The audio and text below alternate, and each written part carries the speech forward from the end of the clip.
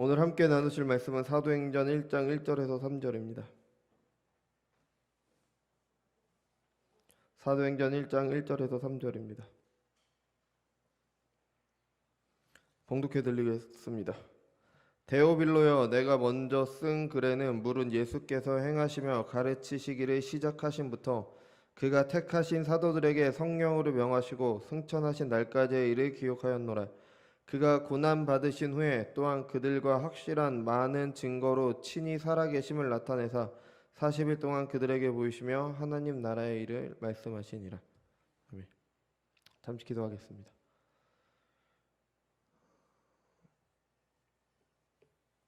주님 감사합니다. 이 시간 주님의 말씀 듣는 시간입니다. 우리 안에 계신 성령께서 함께 하셔서 듣는 말씀 가운데 하나님의 뜻을 깨달아 아는 시간 될 수 있도록 인도하여 주옵소서.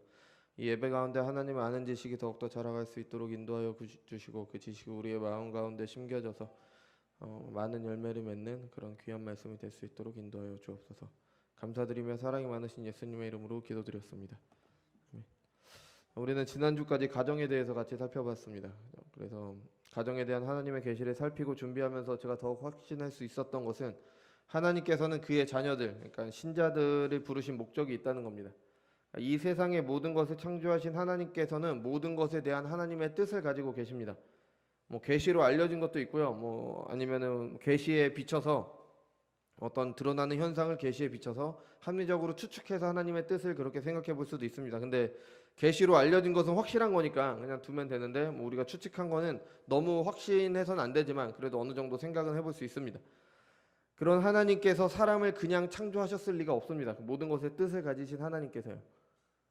창세기 1장과 2장을 보면요, 천지 창조의 중심이 사람에게 있음을 알 수 있습니다. 사람의 창조가 굉장히 길죠. 그래서 사람에게 그 중심이 있는데, 그럼 이 세상의 모든 것의 뜻을 가지신 분께서 그렇게 중요하게 창조하신 사람에게 아무런 뜻이 없다고 생각하는 게 더 이상한 거죠. 그 오묘한 뜻이 무엇인지 우리가 다 알 수는 없습니다. 하지만 계시된 것은 알 수가 있는 거죠. 하나님께서는 만드신 모든 것을 대신 다스리기 위해 사람을 창조하셨습니다. 그게 계시의 말씀이죠. 사람에게 허락된 가장 복된 삶이 바로 이것입니다. 남자와 여자를 만드시고 복을 주시면서 이것을 하라고 하셨어요. 그러니까 우리는 하나님의 뜻대로 이 세상을 다스리는 일을 할 때 하나님께서 주신 복을 누리면서 사는 삶을 사는 겁니다. 이거에 대해서는 여러 번 말씀드렸으니까 따로 성경 구절은 찾지 않겠습니다. 이를 위해서 하나님께서는 한 가정을 세우셨죠. 아담과 하와를 세우셨습니다. 그래서 그 가정을 통해 인류는 생육하고 번성해서 온 땅에 퍼져서 각 영역에서 하나님의 다스림을 대신해야 했습니다. 하지만 첫 가정은 타락했고요. 그 결과 그 가정에서 나오는 모든 사람들은 죄인으로 태어나게 됩니다. 하나님께서 하라고 하신 일을 하지 않고 하지 말라고 하신 일을 하는 그런 죄인으로 태어나는 거죠. 그래서 자신이 왜 태어났는지 모르고 무엇을 위해서 살아야 되는지도 모른 채 그냥 사는 겁니다. 그냥 되는 대로 살기 위해서 사는 거예요. 그냥 생존을 위해서 사는 겁니다. 그게 현재 우리가 살아가는 사람들의 모습입니다. 이게 인류의 비참함입니다. 살기는 사는데 왜 사는지 몰라요. 이런 인류의 비참에서 그들을 구원하시고 또 인류를 향한 하나님의 뜻을 이어가시기 위해서 한 가정을 택하셨죠. 노아 가정에서 아브라함 가정을 택하신 거죠. 아브라함 가정은 복의 근원이 돼서 그 복을 세상에 전하는 역할을 해야 했습니다. 이걸 위해서 부르심을 받은 거예요. 비참에 빠져있는 사람들에게 복을 전하시기 위해 아브라함 가정을 도구로 사용하시는 겁니다. 그 가정은 복의 기관으로서의 역할을 하기 위해 먼저 어마어마한 복을 받게 됩니다. 이스라엘 백성들이 이스라엘이라는 민족이 이루어지고 가나안 땅을 점령하는 과정을 보면요, 하나님께서 어마어마한 복을 주신 거죠. 어느 민족이 그들을 기도할 때 하나님께서 들으신 바 되었으며 어느 민족에서 하나님께서 율법을 주셨느냐, 이게 모세가 이스라엘 백성들에게 하는 말이잖아요. 이런 어마어마한 복을 받았습니다. 그 복을 받은 이유가 그 복을 전하기 위한 거예요. 하나님의 다스림 안에 있는 복을 받은 이유가 하나님의 다스림을 전하기 위한 것입니다. 그 이후에 아브라함의 가정을 통한 하나님의 뜻은 예수님에게 이어졌죠. 그래서 예수님을 믿는 영적 아브라함의 후손들로 이제 신자들을 부르시는 겁니다. 그래서 그들을 통해 하나님의 뜻이 계속되는 거죠. 그러니까 우리가 반드시 기억해야 될 거는 택함 받은 아브라함의 가정에 속해서 하나님의 언약 안에 있다는 건요, 온 세상에 전할 복의 근원이 된다는 겁니다. 그러니까 우리는 복의 근원이 돼야 돼요. 하나님께서 그래서 우리에게 하나님을 알게 하시고 구원을 하시고 죄사함의 은혜를 주신 겁니다. 그리고 그 하나님의 다스림을 살아가는 그 삶을 사는 그 복을 먼저 누리도록 하시고 그 복을 세상에 전하도록 하신 겁니다. 그러니까 우리가 예수님께 은혜 받았다고 하잖아요. 그 은혜는 죄사함의 은혜뿐 아니라 뭐 지옥에 안 가는 그런 은혜뿐만이 아니라 하나님 나라를 이루어 가시는 하나님의 구속사에 동참하는 겁니다. 그 과정 중에 우리가 하나님 나라를 살아가게 된다는 그런 은혜를 누리게 되는 겁니다. 그러니까 신자들이 하는 모든 것, 우리가 하는 헌신, 봉사, 뭐 순종, 모든 것이 하나님 나라를 살아가는 은혜에 입은 겁니다. 내가 하나님께 순종한다, 하나님께 뭘 해드리는 게 아니라 하나님께서 내게 은혜를 주셔서 하나님께 순종하는 그 복된 삶을 누리도록 하시는 겁니다. 그러니까 이런 개념에서 시작을 해야 되는 거예요. 이게 바로 복의 근원이 되는 은혜인 겁니다. 뭐 자녀가 좋은 대학에 가고 좋은 직장을 얻어서 오래 사는 것이 복이면 뭐 그것도 하나님께서 주셔서 이 세상 가운데 누릴 수 있는 거죠. 하지만 아브라함 가정이 전해야 되는 복은요, 궁극적으로 하나님 나라를 살아가는 하나님의 다스림을 받는 복입니다. 아브라함은 이 복을 받아서 복의 근원이 되었듯이 신자들도 이 복을 받아서 복의 근원이 되어 그 복을 전하게 됩니다. 이거는 의무가 아니라 특권인 거예요. 내가 먼저 하나님 나라를 누리게 되는 거기 때문에. 이런 아브라함의 가정들의 모임이 바로 교회죠. 그러니까 교회는 그런 특권을 누린 사람들이 모이는 장소입니다. 그러니까 교회를 통해서 그 복이 세상에 전해지게 됩니다. 뭐 세상에서 교회가 너무 욕을 많이 먹고 있어서 이런 말이 통할지 모르겠습니다. 근데 하지만 세상들이 인정을 하던 인정하지 않던 또 교회 다니는 사람들이 그것을 알던 모르던 이 세상의 유일한 희망은, 유일한 소망은 교회에게 있습니다. 말씀드린 것처럼 아담 이후에 모든 사람은 비참함에 빠져 있는 거예요. 비참해서 힘들기는 힘든데 왜 힘든지 모릅니다. 살기는 사는데 왜 사는지 몰라요. 죄는 짓는데 그 죄의 결과가 어떻게 될지 모르고요. 죄가 죄인 줄도 모릅니다. 사람들이 그 비참함을 알던 알지 못하던 그 비참은 그들의 삶 전체를 이렇게 지배하고 있습니다. 그런 사람들의 끝은 멸망의 길, 죽음, 영원한 형벌, 지옥밖에 없습니다. 세상에서의 삶도 죄로 가득 찬 비참함에서 살다가 죽어서도 영원한 죽음을 맞이하게 됩니다. 그냥 죽고 나서 끝이 아닙니다. 영원한 형벌이 있습니다. 그것이 무엇인지 겪어보지 않아서 모르겠지만 그 부자와 나사로의 비유를 보면요, 그게 얼마나 괴롭은지에 대해서는 어렴풋이 짐작을 하게 됩니다. 그 가운데 유일한 소망이 무엇입니까? 바로 교회입니다. 복의 근원이 된 교회를 통해서 전해지는 복이 이 세상의 유일한 소망이 되는 겁니다. 아브라함의 자손이 이스라엘은 이를 위해서 부르심을 받았죠. 근데 제 역할을 하지 못했습니다. 그 결과 구별된 사람으로서 복의 근원이 되지는 못했고요. 복을 전하는 기관이 되기는커녕 이방인과 똑같아졌습니다. 그 사사기 혹시 기억나실지 모르겠는데요. 사사기 제일 마지막에 보면은 아주 어마어마한 일이 일어나죠. 그 레위인이 첩이 있습니다. 레위인이 첩이 있다는 것 자체가 문제죠. 레위인이 첩이 있는데 그 첩이 음행을 했습니다. 음행을 했으면은 돌로 쳐 죽이는 게 이스라엘의 율법입니다. 그죠? 근데 가서 또 데리고 오려고 해요. 아무튼 가서 데리고 옵니다. 그때 뭐 그 첩이 어떻게 해서 죽임을 당하는 그런 사건이 일어납니다. 그럼 죽임을 당했으면 그 레위인은 레위인이에요. 레위인. 그냥 일반 백성이 아니라 레위인입니다. 레위인이 그 첩의 시체를 12조각으로 잘라서 각 지파에게 보냅니다. 이런 짓을 합니다.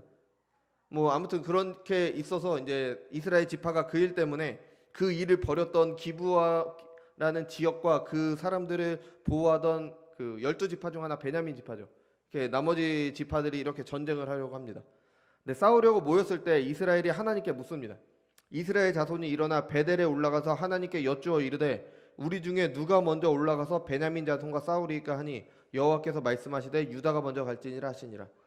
그런데 이 말은요, 사사기 1장에서 여호수아가 죽은 후에 가나안 정복 전쟁을 처음 시작할 때 했던 말과 똑같습니다. 여호수아가 죽은 후에 이스라엘 자손이 여호와께 여쭈어 이르되 우리 가운데 누가 먼저 올라가서 가나안 족속과 싸우리까. 싸우는 대상이 달라진 거죠. 여호와께서 이르시되 유다가 올라갈지니라. 보라 내가 이 땅을 그의 손에 넘겨주었느니라 하시니라. 그러니까 물론 이 뒤에 이 말씀을 하시지 않습니다. 그래서 처음에 베냐민과 싸울 땐 집니다.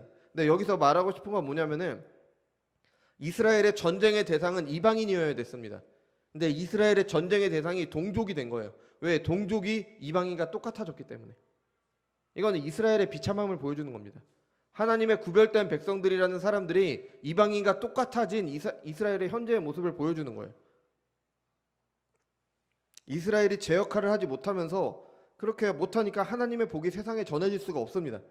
물론 하나님께서는 전능하시잖아요. 그러니까 다른 방식으로도 하나님의 복을 얼마든지 전하실 수 있으십니다. 근데 하나님께서 정하신 방법이 이건 거예요. 이스라엘이 복의 근원이 돼서 그 복을 전하는 거. 그게 하나님께서 정하신 방법인데 이스라엘이 복의 근원이 되지 않으니까 세상에 복이 전해질 길이 없어지는 겁니다. 그러니까 교회도 마찬가지예요. 하나님께서 교회를 복의 근원으로 정하셨습니다. 아브라함의 후예니까요.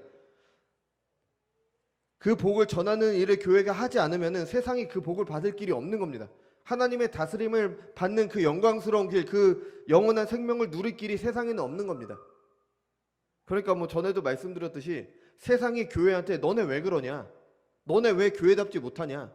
이렇게 말하는 거 교회가 받아들여야 되는 거예요. 바울이 나는 복음에 대해서 빚진 자라고 했잖아요. 내가 복음을 들었으니까 나는 그 복음을 세상에 전해야 된다. 나는 복음의 빚진 자다. 교회도 마찬가지입니다.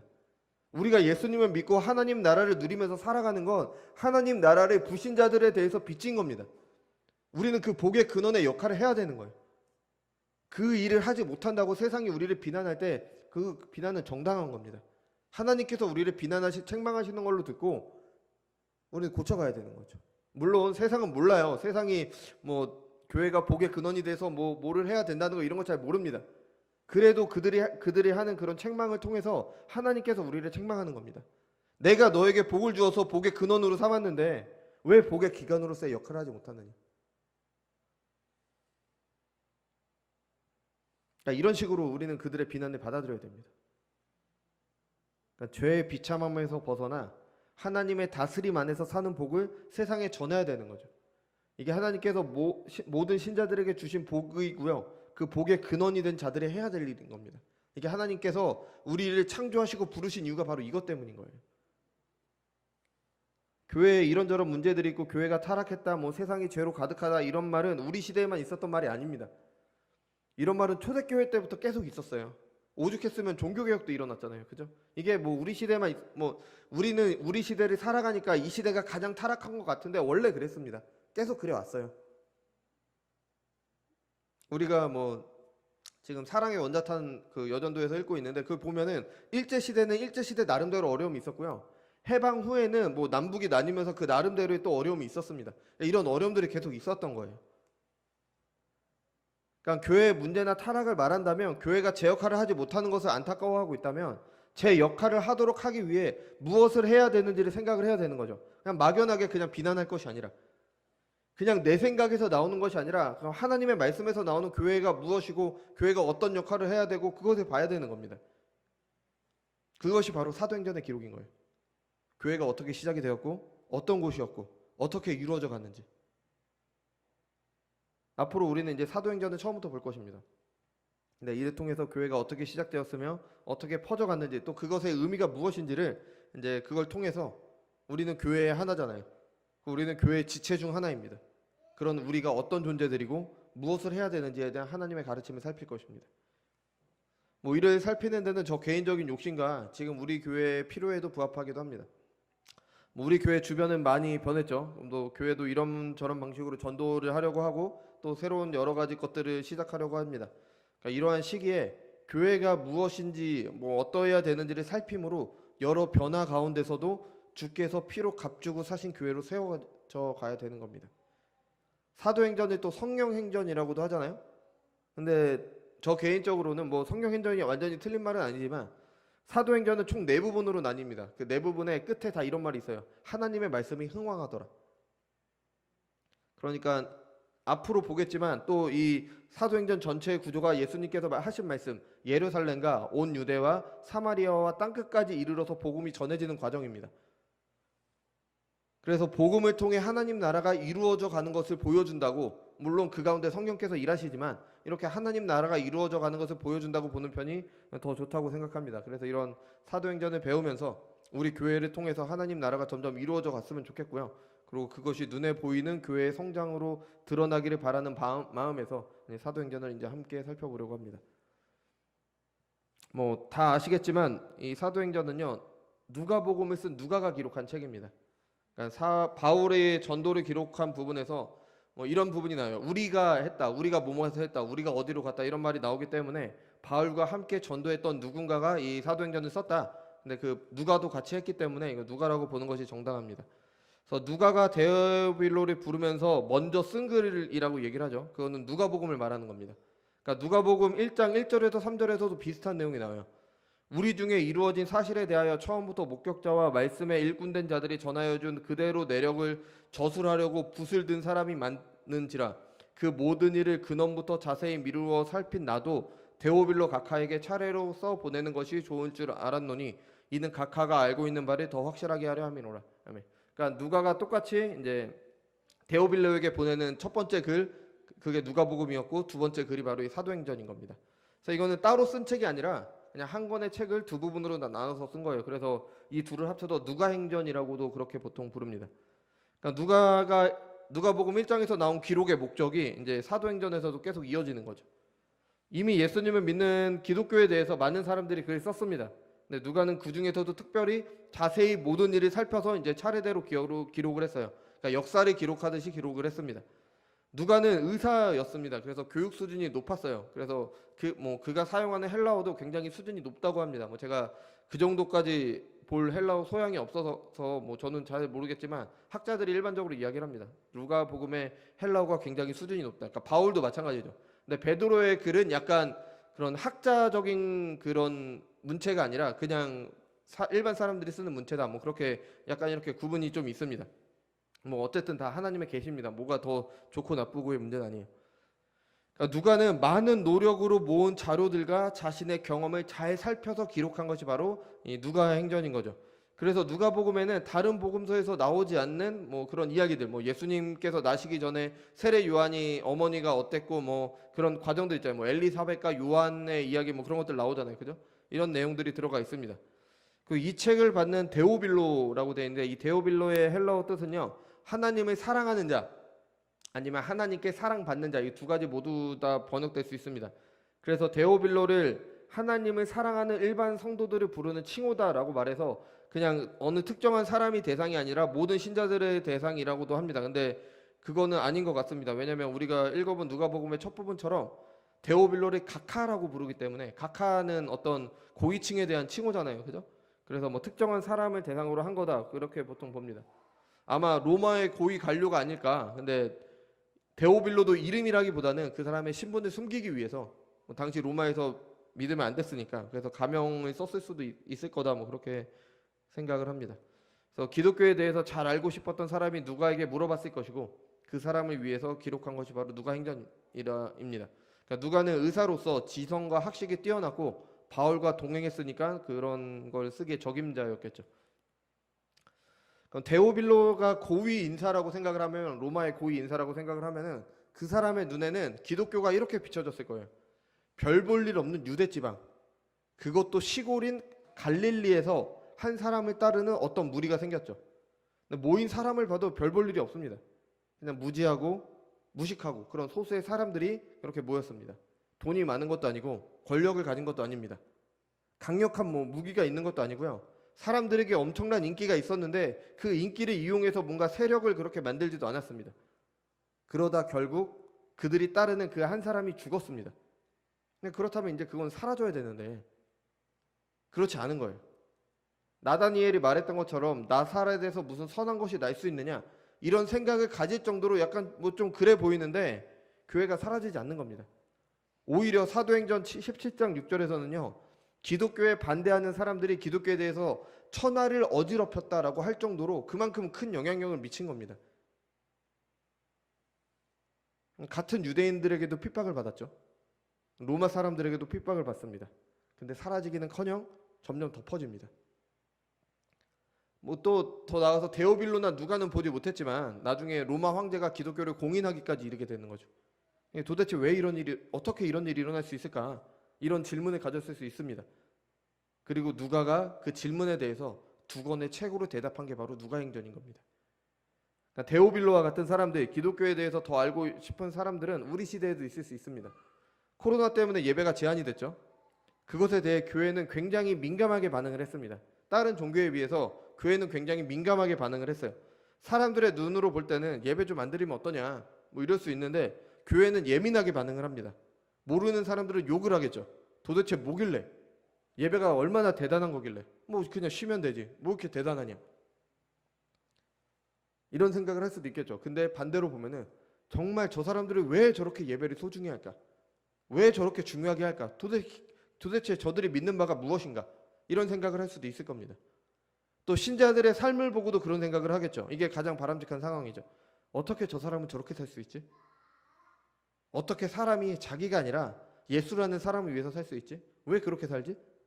뭐 이런 의문을 가지기도 하겠죠. 이에 대한 답이 바로 성경에 있는 겁니다. 그리고 그것을 누가는 누가행전을 통해서 기록을 한 거죠. 사람들은 기독교를 이해할 수 없습니다. 세상의 지식으로, 세상의 학문으로 기독교를 설명할 수 없습니다. 그래서 히브리서 11장에서 믿음의 선진들에 대해서 말하는 이렇게 말하죠. 이런 사람은 세상이 감당하지 못하느니라. 세상이 감당하지 못하는 사람들, 세상이 이해할 수 없는 사람들이 바로 그리스도인들이고 기독교인들입니다. 그럼 성경이 말하는 기독교는 무엇이냐? 뭐 성경 전체가 대답이고 누가행전 전체가 뭐 이에 대한 누가의 답이지만 사도행전의 시작 부분은 이에 대해서 간단히 소개를 해줍니다. 사도행전 전에 누가가 기록한 책은 누가복음이라고 말씀드렸죠. 그것을 간단하게 이렇게 설명을 하죠. 물은 예수께서 행하시며 가르치시기를 시작하신부터 그가 택하신 사도들에게 성령으로 명하시고 승천하신 날까지의 일을 기록하노라. 그러니까 누가복음 마지막에 보면요, 예수님께서 승천하시는 장면으로 끝납니다. 그죠? 그러니까 잘 연결이 잘 되는 거죠. 누가는 자신이 쓴 복음서를 예수님께서 행하신 일과 가르치신 것을 시작하신부터 기록했다라고 얘기를 해요. 그러니까 예수님으로 시작해서 예수님으로 끝나는 게 결국 누가복음입니다. 그러니까 기독교는 예수님인 겁니다. 기독교의 중심은 예수님인 거예요. 그럼 누가복음에 기록된 예수님을 생각을 해보겠습니다. 그분이 어떻게 탄생하셨죠? 사람들이 믿지 못할 방법으로 탄생하셨습니다. 사람들이 불가능하다고 생각하는 방법으로 탄생을 하셨어요. 사람들의 생각이 아니라 성경에 기록된 당대 지성인 누가가 자세히 살펴서 기록한 성경을 통해서 예수님의 그런 탄생을 봐야 될 정도로 보통 사람과는 다르게 태어나셨습니다. 물론 그 얘기를 준비하기 위해 먼저 온다던 엘리야인 세례 요한의 탄생도 뭐 보통과는 달랐죠. 근데 그것보다 더 신비롭게, 더 놀랍게 탄생하신 분이 바로 예수님이십니다. 하나님의 천사 가브리엘이 잉태할 것을 알렸습니다. 마리아에게 하나님의 은혜를 입었다면서 네가 아이를 낳을 것인데 그 아이가 다윗의 왕위를 이을 것이며 영원한 야곱의 왕이 될 것이다. 이렇게 말하셨죠. 마리아가 두려워하면서 어떻게 이런 일이 내게 생길 수 있습니까? 천사가 대답하여 이르되 성령이 내게 임하시고 지극히 높으신 이의 능력이 너를 덮으리니 이러므로 나실 바 거룩한 이는 하나님의 아들이라 일컬어지리라. 이것이 예수님의 탄생에 대한 누가의 대답입니다. 보통의 한 사람이 아니에요. 뭐 훌륭한 위인과 같은 한 사람이 아닙니다. 영원 전부터 계셨던 하나님의 아들께서 사람의 시간 속에 나신 것이 바로 예수님이십니다. 여러분, 우리가 이 땅을 살았던 훌륭한 사람을 믿는 게 우리의 믿음이 아닙니다. 참 하나님께서 참 사람 되신 그 예수님을 믿는 겁니다. 그의 백성을 구원하시기 위해 사람으로 오신 참신 유일하신 하나님을 믿는 게 바로 우리의 믿음인 겁니다. 그럼 그 하나님께서 왜 오셨습니까? 그가 행하신 일은 무엇입니까? 이 땅에 사실 때 많은 기적을 베푸셨습니다. 병자들을 고치셨고 먹을 것이 없는 5,000명을 먹이셨습니다. 죽은 자도 살리셨죠. 왜 이런 일을 행하셨습니까? 그를 통해서 하나님의 나라가 임하고 있음을 보이시는 겁니다. 하나님의 나라가 어떠한 것이고 예수님을 통해 임하고 있다는 것을 보여주신 겁니다. 선지자들을 통해 예언되었던 메시아이심을 드러내셨고 그 일들이 상징하는 진정한 구원을 이루기 위해서 이 땅에 오신 거죠. 또 그것을 위한 일도 실제로 행하셨습니다. 하나님의 아들께서 사람의 손에 잡히셨습니다. 우리의 상식으로는 신의 아들이다, 사람의 손에 잡힐 리가 없습니다. 오히려 황제가 돼야죠. 사람의 손에 잡히셨어요. 예루살렘에 가면은 사람들이 예수님을 잡을 거라는 걸 알고 계시면서도 누가복음 9장 51절에서 예루살렘을 향하여 올라가기로 굳게 결심하시고, 그러니까 잡히실 걸 아시면서도 굳게 결심하시고 예루살렘을 올라가신 겁니다. 올라가셔서 재판이 이루어지는데 그 온통 불법이 난무하는 그런 재판을 받으실 걸 아시면서도 잡히신 겁니다. 기꺼이 재판을 받으셨죠. 사형이 처해지는 과정을 보면 그것도 말이 안 되는 재판이잖아요. 네, 받아들이셨습니다. 사람의 죄를 위해 죽으셔야 했기 때문에, 그걸 위해서 오셨기 때문에 십자가를 지고 골고다 언덕으로 오르셨습니다. 십자가에 달리셔서 물과 피를 다 쏟으셨죠. 그 위에서 죄인들에게 내려져야 되는 하나님의 진노를 모두 다 당하셨습니다. 십자가에 달리실 때 그를 둘러싼 모든 사람들이 예수님을 조롱했습니다. 제자들도 예수님을 버리고 떠났습니다. 그럼에도 바로 그 죄인들을 위해 주님을 버리고 떠난 자들, 주님을 조롱하는 자들을 위해 기꺼이 십자가에 달려 죽으셨습니다. 그리고 죽으시고 장사되셨지만 3일 만에 부활하셨습니다. 그리고 40일 동안 여러 사람에게 나타나셨다가 하늘에 오르셨습니다. 이 모든 것이 이전에 누가가 기록한 책에 나오는 내용이죠. 기독교가 믿는 바 예수 그리스도에 대한 기록입니다. 참 하나님께서 이 세상에 오셨고 가르치셨고 표적을 행하셨고 자신을 내어주셨고 죽으셨다가 살아나셔서 하늘에 오르셨습니다. 이 사실에 근거한 것이 바로 기독교의 믿음인 겁니다. 이 사실에 근거해서 점점 나아갔던 게 바로 하나님 나라의 확장이었고 그게 바로 교회였습니다. 주님께서는 행하셨을 뿐 아니라 가르치셨습니다. 그가 어떤 분이신지 그가 행하신 일들의 의미를 가르치셨어요. 주님께서 가르치시지 않으셨다면 사람들은 알지 못했습니다. 주님께서 열심히 가르치셨는데도 알지 못하는 사람들이 태반이었잖아요. 이해할 수가 없는 거예요. 빛이 세상에 왔지만 사람들은 어둠을 더 사랑합니다. 그래서 빛을 멀리했습니다. 어둠 가운데 있는 사람들에게 빛을 비추시기 위해 가르치셨죠. 그 자신이 누구인지를 알리셨습니다. 아브라함이 나기 전부터 내가 있느니라. 그냥 사람이 아니라 하나님이심을 알리셨습니다. 근데 사람들은 믿지 못했죠. 오히려 예수님을 돌로 쳐 죽이려고 했습니다. 모세의 글과 선지자들의 글이 주님을 향한다는 것을 말씀하셨습니다. 너희가 성경에서 영생을 얻을 줄 생각하고 성경을 연구하거니와 이 성경이 곧 내게 대하여 증언하는 것이라. 마태복음 5장에서는 하나님께서 주신 율법의 의미를 밝히심으로 자신의 권위를 드러내셨습니다. 하나님의 율법을 가르치실 분 예수님밖에 없는 하나님밖에 없는 겁니다. 그 자신을 인자라고 부르신 것과 마찬가지로 자신이 하나님의 아들이심을 계속 가르치셨습니다. 뿐만 아니라 그가 가시는 길의 의미도 알려주셨죠. 왜 오셨는지, 무엇 때문에 오셨는지, 무엇 때문에 그 길을 가시는지도 가르치셨습니다. 인자가 온 것은 섬김을 받으려 함이 아니라 오히려 섬기려 하고 자기 목숨을 많은 사람의 대속물로 주려 함이니라. 죄인들이 받아야 되는 하나님의 심판을 대신 당하심으로 그들의 빚을 갚으신 예수님께서 하나님께서 보내신 유일한 구원의 길이십니다. 하나님이 세상을 이처럼 사랑하사 독생자를 주셨으니 이는 그를 믿는 자마다 멸망하지 않고 영생을 얻게 하려 하심이라. 예수님의 가르침이었습니다. 하지만 사람들은 그분을 알아보지 못했습니다. 계속 행하시고 계속 가르치셨는데도 알지 못했습니다. 심지어 제자들도 알지 못했죠.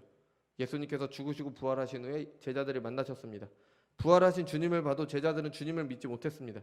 죽은 사람이 살아났다는 거 쉽게 믿을 일 아니잖아요. 십자가에서 그렇게 죽으시는 걸 봤고 내가 두려워서 도망도 쳤는데 무덤에 들어가시는 것까지 다 봤는데 더 믿기 두려웠겠죠. 그 제자들에게 그의 부활하심에 대해서 친히 증거하셨습니다. 그러니까 40일 동안 계셨던 이유가 바로 그겁니다. 진짜 부활하셨음을 제자들에게 나타내신 겁니다. 제자들에게 주님의 손과 발을 만져보도록 하셨습니다. 또 제자들과 함께 식사를 하시기도 하셨죠. 그의 부활을 분명히 알리신 후에 말씀하셨습니다. 내가 너희와 함께 있을 때에 너희에게 말한 바 곧 모세의 율법과 선지자의 글과 시편이 나를 가리켜 기록된 모든 것이 이루어져야 하리라 한 말이 이것이라 하시고 이에 그들의 마음을 열어 성경을 깨닫게 하시고 또 이르시되 이같이 그리스도가 고난을 받고 제3일에 죽은 자 가운데서 살아날 것과 또 그의 이름으로 죄사함을 받게 하는 회개가 예루살렘에서 시작하여 온 족속에게 전파될 것을 기록되었으니 이것이 누가가 말하는 예수님의 가르침인 겁니다. 이것이 우리가 따르는 가르침인 거예요. 누가는 그의 두 번째 글을 시작하면서 이 내용을 간단하게 말했습니다. 그리고 이제부터 예수님께서 전하신 하나님의 나라가 어떻게 이루어져 가는 길을 말할 것인데 그 하나님 나라가 바로 내가 이전에 쓴 글에 기초하고 있습니다. 예수님이 어떤 분이시고 어떤 일을 하셨고 어떤 가르침을 주셨는지가 교회의 시작이고 반석이 됩니다. 이렇게 말하고 있는 겁니다. 아무리 훌륭했던 사람들, 공자니 맹자니 석가모니니 하는 사람들의 가르침도 좋은 내용이 있습니다. 훌륭한 사상들을 내놓은 철학자들도 있을 겁니다. 근데 그런 사상들은 우리가 살아가는데 도덕적인 기준이 될 수 있겠죠. 좋은 것들이 있으니까요. 하지만 그 사람들은 모두 죽었습니다. 우리가 아는 것은 그 사람들의 가르침이지 그 사람 자체를 우리가 지금 알 수 있는 건 아닙니다. 하지만 주님은 아니십니다. 죽으신 지 3일 만에 부활하심으로 하나님의 아들로 선포되셨습니다. 그가 하신 모든 일이 하나님 앞에서 합당한 것임이 증명되었습니다.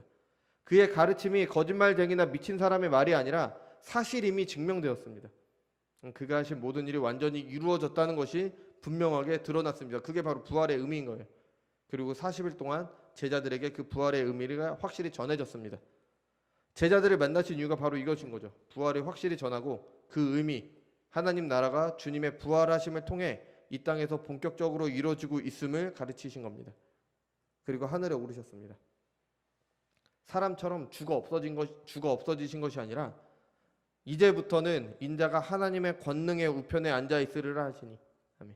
하나님 우편에 앉아 계십니다. 그리고 가만히 앉아 계신 것이 아니라 지금도 그의 택하신 자들을 위해서 중보하고 계십니다. 예수께서 나와 말씀하여 이르시되 하늘과 땅의 모든 권세를 내게 주셨으니 그러므로 너희는 가서 모든 민족을 제자로 삼아 아버지와 아들과 성령의 이름으로 세례를 베풀고 내가 너희에게 분부한 모든 것을 가르쳐 지키게 하라. 볼지어다 내가 세상 끝날까지 너희와 항상 함께 있으리라 하시니라. 아멘. 영원히 함께 하실 것도 말씀하셨습니다. 예수님께서 죽으시고 부활하시고 하늘에 오르신 후 손을 놓고 계신 것이 아닙니다. 지금도 살아계셔서 일하고 계십니다. 사도행전이 바로 그런 기록입니다. 예수님에 대한 기록인 거예요. 약속대로 그의 성령을 보내셨습니다. 성령을 통해 믿는 자들과 함께 하심으로 하나님의 나라를 이루어 가십니다. 다메섹으로 가는 바울에게 만나셔서 그가 회심하도록 하시고 그를 이방인의 사도로 세우셨습니다. 그리고 장차 올라가신 모습 그대로 다시 오실 것도 약속하셨습니다. 그날은 영광 가운데 오신 주님께서 공의를 세우시고 모든 악을 심판하시고 그의 나라를 완전히 세우실 것입니다. 이것이 기독교의 핵심 메시지이며 누가는 이를 하나님 나라라고 이야기를 한 겁니다. 하나님 나라에 대해서 가르치시니라. 우리는 이것을 믿기 때문에 세상과 다른 삶을 살아갑니다. 교회는 바로 이걸 믿기 때문에 세상과 다른 삶을 살아가는 거예요. 세상 나라가 아니라 하나님 나라에 대한 소망이 있기 때문입니다. 내 욕망을 투영하는 하나님 나라가 아니라 내 모든 것으로 하나님을 사랑하는 그런 나라가 있기 때문입니다. 하나님의 나라는 하나님의 통치가 이루어지는 곳입니다. 이렇게 보면은 모든 세상이 이미 하나님께서 모든 것을 다스리고 계시기 때문에 모든 곳이 하나님 나라입니다. 하지만 하나님의 다스림이 그가 택하신 자들이 하나님께서 왕되심을 인정하고 하나님께 순종하는 곳에서 더욱 분명하게 드러나는 겁니다. 그러니까 예수님께서 말씀하신 하나님 나라는 바로 이거죠. 하나님의 다스림을 받는 백성들이 하나님께 순종함으로 하나님의 통치가 분명히 드러나는 것. 이스라엘은 시작할 때부터 하나님께서 그들의 왕이셨습니다. 하나님께서는 그들과 언약을 맺으심으로 그들의 하나님이 되셨고 이스라엘은 하나님의 백성이 되었습니다. 이스라엘의 왕들, 인간 왕들은 하나님의 대리인으로 하나님의 뜻이 백성 가운데 이루어지도록 다스려야 했습니다. 네, 실패했죠. 이스라엘 왕권은 몰락했고 이스라엘 민족이 하나님의 백성이 아니게 되었고 그들의 나라가 하나님의 나라가 아니게 되었습니다. 그 후에 하나님 나라는 예수님을 통해 충만하게 계시되었습니다. 그의 죽으심과 높아지심으로 권능으로 임하는 하나님 나라가 바로 그의 죽으심과 높아지심으로 권능으로 임하는 나라가 바로 하나님 나라입니다. 부활하신 후에 제자들에게 이것을 가르치셨고 주님의 명령을 받은 사도들이 전하는 것이 바로 이것입니다. 사도행전 맨 마지막에 사도 바울이 가르친 게 하나님 나라에 대해서 전하였더라라고 나옵니다. 그러니까 사도행전은 예수님의 하나님 나라에 대한 가르침으로 시작해서 사도들이 하나님의 나라를 전한 것으로 끝이 나는 겁니다. 그러니까 하나님의 나라가 어떻게 이루어지느냐가 바로 이런 사도행전의 내용인 겁니다. 주님의 사역과 가르침에 근거한 교회의 시작과 그 교회가 예수님의 말씀처럼 예루살렘과 온 유대와 사마리아와 땅끝까지 이루어가는 것이 바로 사도행전의 내용입니다. 사도행전은 그것을 하나님의 나라, 하나님의 다스림이 점점 이루어져 가는 것으로 말합니다. 그러니까 여러분 교회는 어떤 곳입니까? 하나님께서 다스리시는 곳입니다.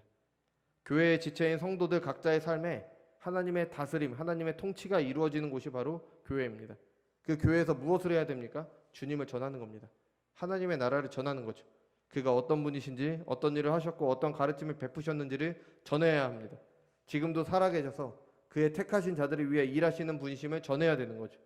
하나님께 영광 돌리는 삶으로도 전해야 되는 겁니다. 교회 안에서 하나님의 말씀으로 가르치고 지켜 행하게 함으로 전해야 되는 겁니다. 교회는 특별한 정치적인 기반이 있어서 퍼진 것이 아닙니다. 교회가 부자라서 퍼진 것도 아닙니다. 교회가 착한 일을 많이 해서 퍼진 것도 아닙니다. 하나님의 나라를 이루어갔기 때문입니다. 그 하나님의 나라를 이루어가다 보니까 그 결과로 선행을 하게 되는 거고 그걸 보고 사람들이 하나님께 영광 돌린 거지 교회가 선한 일을 행했기 때문에 하나님의 나라가 퍼진 게 아닙니다. 주님과 그가 하신 일과 그의 가르침이 가르쳐졌고 지켜졌기 때문에 주님의 복음이 교회를 통해 왕성하게 된 것입니다. 교회는 갖은 핍박에도 세상에 이길 수 있었습니다. 바로 그 이유 때문에. 세상에 함몰되어서 이방인처럼 먹을 것 입을 것 걱정하느라 왜 살아야 되는지도 모르고 그냥 이유도 모른 채 그냥 살기 위해 사는 것이 아니라 먼저 그의 나라와 그의 의를 구하는 삶을 살았습니다. 세상이 감당하지 못하는 사람들이었던 이유인 거죠. 세상의 유일한 소망으로 복의 근원이 돼서 그 복을 전하는 복의 기관으로서의 역할이 바로 교회가 해야 될 일인 겁니다. 빛과 소금의 역할이 바로 이거인 거죠. 많은 것이 바뀐 우리의 환경입니다. 교회 주변이 바뀌었고 교회 시설이 바뀌었고 또 코로나 이전보다 더 교회에 대한 인식은 안 좋아졌고요. 코로나 이전과 다른 그런 시절이 됐습니다. 많은 부분이 비대면으로 대체되었고 기존에 했던 것들을 하지 못하는 그런 상황이 됐습니다. 그리고 우리 교회도 뭐 여러 가지를 시작하려고 하고 있습니다. 그 모든 일에 앞서서 그 모든 일의 해감에 있어서 교회가 어떤 곳인지 무엇을 해야 되는지 어떤 맛을 내고 어떤 빛을 비추고 어떤 복을 세상에 전해줘야 되는지 사도행전을 통해 우리 함께 깊이 살펴보기를 바랍니다. 교회는 목사 혼자 이루어가는 것이 아닙니다. 교회는 당회가 이루어가는 것도 아닙니다. 여러분 한 사람 한 사람이 교회의 지체로 교회를 세워가는 겁니다. 교회가 어떤 일을 한다? 그럼 그 교회에 지체된 나도 함께 일을 하는 겁니다. 지체는 손과 발, 다리 이런 걸 말하잖아요. 그러니까 내가 교회의 지체라는 건 내가 교회의 손, 교회의 다리 그게 됐다는 겁니다. 그러면 교회가 어떤 일을 한다? 당연히 손과 다리가 같이 일하는 거죠. 교회가 아프다? 그럼 그 교회의 지체인 나도 아픈 겁니다. 손이나 발, 다리가 뭔가 따로 있을 수 없듯이 교회에 지체된 신자들이 교회와 따로 있을 수 없는 겁니다. 교회를 이루어가는 것이 나 살 것 다 살고 덧붙여지는 어떤 일이 아니라 하나님께서 나를 창조하시고 부르신 이유가 바로 교회인 겁니다. 내가 살아가는 이유가 교회를 이루어서 교회에서 복의 근원이 돼서 복을 전하는 역할을 하기 위해서 내가 살아가는 겁니다. 주님의 죽으심과 부활하심으로 시작된 신약교회가 하나님의 나라를 이루어가는 과정을 통해서 교회에 지체된 우리들이 어떻게 세워져 가야 되는지 이를 위해서 무엇을 할 것인지 함께 살피는 기회가 되기를 바랍니다. 이 세상에 완벽한 교회는 있을 수 없습니다. 하지만 참된 교회를 이루어갈 수는 있습니다. 우리 모두가 참된 교회를 이루기를 소망하고 사모하며 하나님의 나라를 이루어가는 저와 여러분이 되시기 바랍니다. 같이 기도하겠습니다.